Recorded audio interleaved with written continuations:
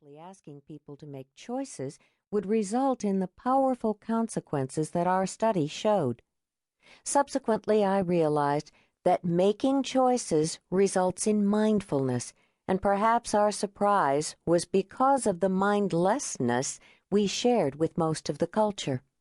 I began to realize that ideas about mind-body dualism were just that, ideas, and a different, non-dualist view of the mind and the body could be more useful. If we put the mind and the body back together so that we're just one person again, then wherever we put the mind, we would also put the body. If the mind is in a truly healthy place, the body would be as well, and so we could change our physical health by changing our minds. The next question for me was one of limits. To what extent can the mind influence the body? If I smelled a fresh donut and imagined eating it, would my blood sugar rise? Would people fully convinced that their teeth are in excellent condition have healthier-looking X-rays at their annual checkups?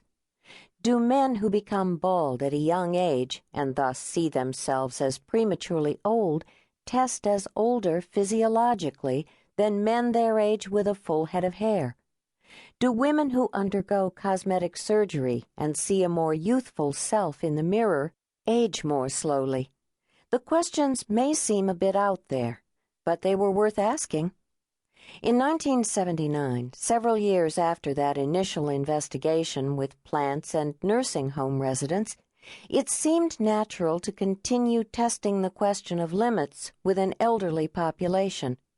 My students and I devised a study, which we would later come to call the Counterclockwise study, to look at what effects turning back the clock psychologically would have on people's physiological state. We would recreate the world of 1959 and ask subjects to live as though it were 20 years earlier. If we put the mind back 20 years, would the body reflect this change? As with many ideas, at first it seemed extreme, but the more we thought about it, the more possible it became. We finally decided it was worth the effort. My students weren't quite as confident as I was because it wasn't your usual study, but they quickly got caught up in my excitement. To start, we consulted leading geriatricians to find the definitive biological markers of age to measure our results.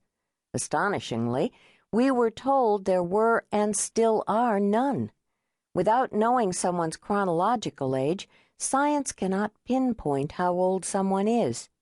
To do our research, however, we needed ways to measure how old people were both before and after the retreat. So we determined which psychological and physical measures were the best bets to use. In addition to weight, dexterity, and flexibility, we planned to measure vision with and without eyeglasses for each eye separately and together, as well as sensitivity to taste. We would give potential participants intelligence tests to assess how quickly and accurately they could complete a series of paper and pencil mazes, and we would test their visual memory. We would also take photographs that we could later evaluate for the appearance of changes. Finally, they would each be asked to fill out a psychological self-evaluation test. All of these tests would help us select participants and give us a way to measure potential improvements at the end of the study. We advertised the study in local newspapers and circulars, describing the research as a study on reminiscing, where people in their late 70s or early 80s would spend a week at a country retreat and talk about the past. To keep the study simple, we decided to use only one gender in order to make room assignments and other logistics easier. We chose to use men. We wanted men who were not ill and who would be reasonably able to participate in the activities and discussions we had planned for them. Word got out. Many younger people wanted to learn more about the study and how it might benefit their elderly parents.